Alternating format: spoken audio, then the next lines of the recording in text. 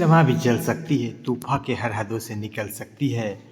बुझती हुई शमع भी जल सकती है, तूफ़ान के हर हदों से निकल सकती है।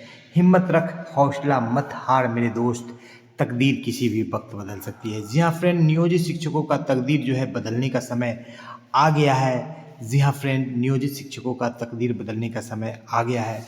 मुट्ठी में कुछ सपने लेकर भरकर जेबों में आशाएं, दिल में बस अरमान यही कुछ कर जाए, कुछ कर जाए। सूरज सा नियोजित शिक्षक में तेज नहीं, दीपक सा जलता देखोगे तुम अपने हद को रोशन करने से। ऐ महागठबंधन की सरकार, तुम कब तक नियोजित शिक्षक को रोकोगे, तुम कब तक नियोजित शिक्षक को रोकोगे। जी हाँ फ्रेंड, रख हौसला की वो मंजर भी आएगा, रख हौसला की वो मंजर भी आएगा। और नियोजित शिक्षकों के पास पैदल चलकर तेजस्वी नीतीश भी आएगा, राज्यकर्मी का दर्जा भी मिलेगा और पूर्ण वेतनमान का मजा भी आएगा। जी हाँ फ्रेंड, नियोजित शिक्षकों को राज्यकर्मी का दर्जा लेकर के डेट फिक्स हो गया है, तारीख तय हो गई है, अधिसूचना या यूं कहें कि सचिवालय से पत्र जारी हो गया है। तो वेतन वृद्धि के साथ मिलेंगे ढेर सारे लाभ। वीडियो पर बने रहेंगे क्योंकि वीडियो थोड़ी लंबी हो सकती है, लेकिन बिल्कुल वैल्यू एडेड आपके लिए काफ़ी महत्वपूर्ण वीडियो होगा। वीडियो को स्किप करेंगे तो हो सकता है कुछ महत्वपूर्ण पहलू आपसे छूट जाए। जी हाँ फ्रेंड, सीधे चलेंगे अगले स्लाइड पर और आपको बता दें कि पहली बार अपने नए घर से मैं वीडियो बना रहा हूँ, तो इसके लिए भी आप लोगों को बहुत बहुत बधाई। कि चलते हैं अगले स्लाइड पर और देखते हैं क्या कुछ निकल करके आ रहा है। सबसे पहले ले लेते हैं उस पत्र को जिसमें ये बताया गया है कि नियोजित शिक्षकों को राज्यकर्मी का दर्जा जो मिलेगा तो उसका टाइमलाइन तय कर दिया गया है। जी हाँ फ्रेंड, यहाँ पर आप देख पा रहे हैं बिहार विशिष्ट विद्यालय विशिष्ट शिक्षक नियमावली 2023 के नियम में बिहार राज्य शैक्षिक संस्थागत शिक्षक और कर्मचारी नियमावली 2020 के गठित जिला राज्य अपीलीय प्राधिकार लंबित वादों का इस नियमावली के प्रयुक्त होने की तिथि से 6 माह के अंदर निष्पादन कर लेंगे। तो आपको बता दें फ्रेंड कि 26 दिसंबर को आपकी नियमावली प्रवृत्त हुई, विशिष्ट शिक्षक नियमावली, जिसमें कि कैबिनेट की मोहर लगी और उसके बाद इसको कोई नया वाद लिया नहीं जाएगा और 6 माह के अंदर यानी कि दिसंबर से जनवरी, फरवरी, मार्च, अप्रैल, मई और जून, तो यहाँ पर होता है जनवरी, फरवरी, मार्च, अप्रैल, मई, जून, यानी कि 26 जून तक जो है आपको हर हाल में आपको राज्यकर्मी का दर्जा मिल जाना है। अब ये दो बातें निकल करके आती है कि सक्षमता परीक्षा होगी या नहीं होगी।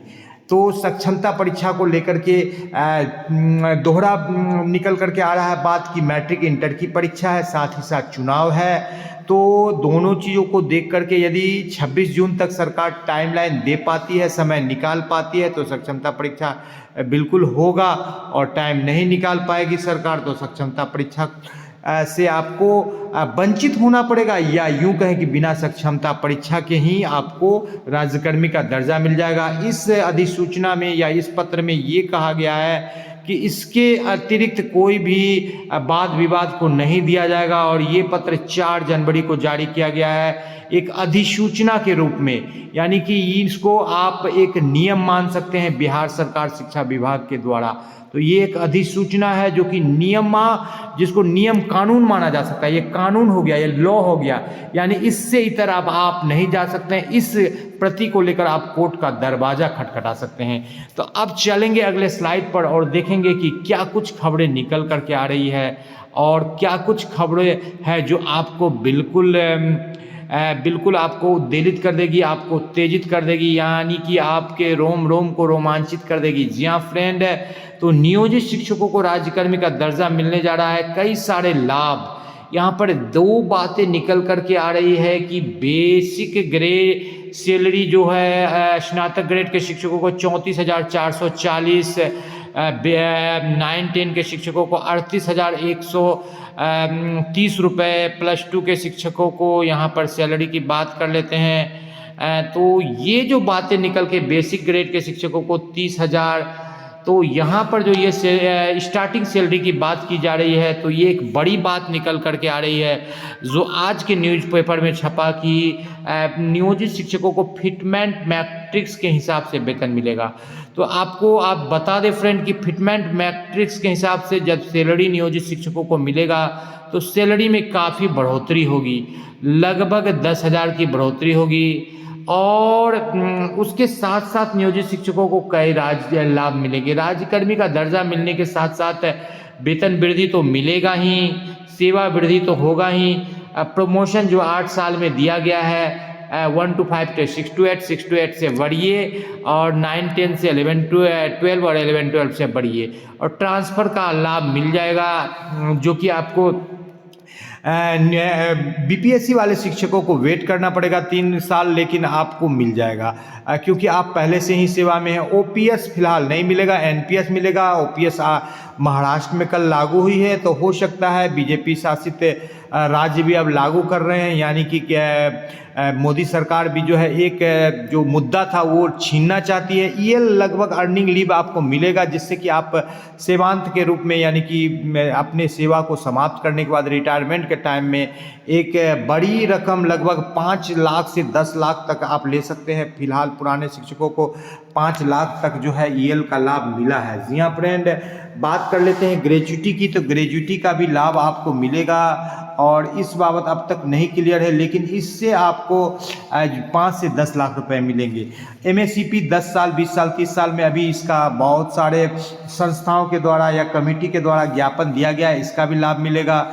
और वेतन विसंगति की जो बात हो रही थी, क्योंकि समस्थानिक इंडेक्स में नहीं देने से वेतन विसंगति शुरू हो जाएगी, इस कारण सरकार के पास शौक नहीं मजबूरी है और समस्थानिक इंडेक्स में वेतन देना जरूरी है। क्यों?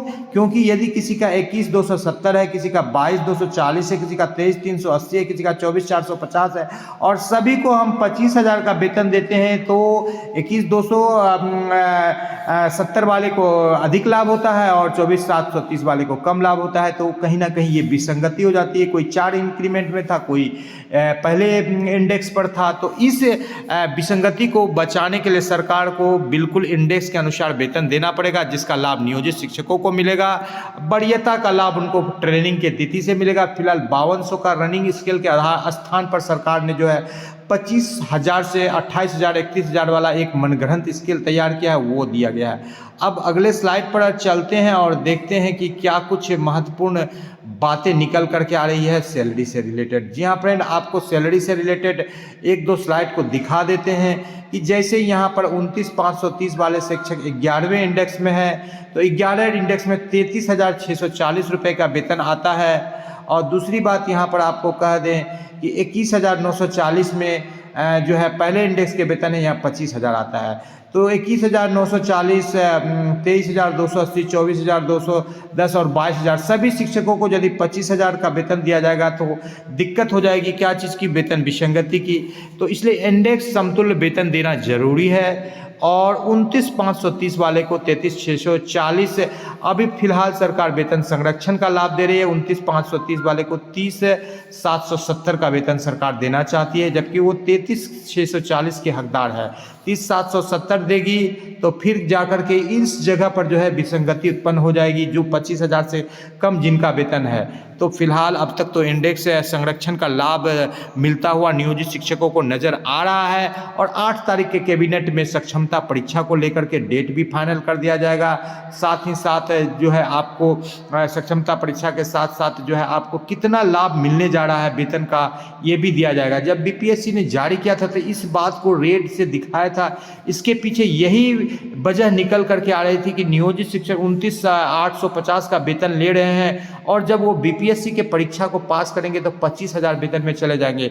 तो कौन ऐसा शिक्षक होगा जो 29,530 का 850 का वेतन ले करके वो बीपीएससी परीक्षा पास करके 25,000 के वेतन में ज्वाइन करेगा? तो बहुत सारे शिक्षकों ने ज्वाइन नहीं किया, जिसकी संख्या लगभग 28 से 30,000 है। तो अब जो है सक्षमता के बाद जो उनको उनका जो है सेवा निरंतरता या इंडेक्स संरक्षण का लाभ देगी सरकार, तब जाकर के वो सही होगा। अन्यथा की स्थिति में जो है सरकार के पास कोई रास्ता भी नहीं बचता है इस संरचना में वेतन को फिक्स करने के लिए। तो ये एक बड़ी खबर निकल रही है कि आपको वेतन इंडेक्स संरक्षण का लाभ मिलने जा रहा है और साथ ही साथ आने वाले कैबिनेट बैठक यानी 8 तारीख को आपको कई खुशखबरियां मिल रही है। जी हाँ फ्रेंड, स्नातक ग्रेड के शिक्षकों को 34,440 का वेतन दिया जा रहा है, 9 टू के 38,000 दिया जा रहा है। तो एक अच्छी खबर निकल रही है। जी हाँ फ्रेंड, वीडियो पसंद आ रहा है तो लाइक कर दे। चैनल पर नए हैं या अब तक सब्सक्राइब नहीं किया है तो सब्सक्राइब कर लेता है। स्मार्ट ज्ञान अड्डा आपका अपना चैनल है साथी, जो आपके उज्जवल भविष्य की कामना करता है। वीडियो को शुरू से लेकर अंत तक देखने के लिए आपका बहुत बहुत धन्यवाद। आपका दिन शुभ हो। जय हिंद, जय भारत, वंदे मातरम।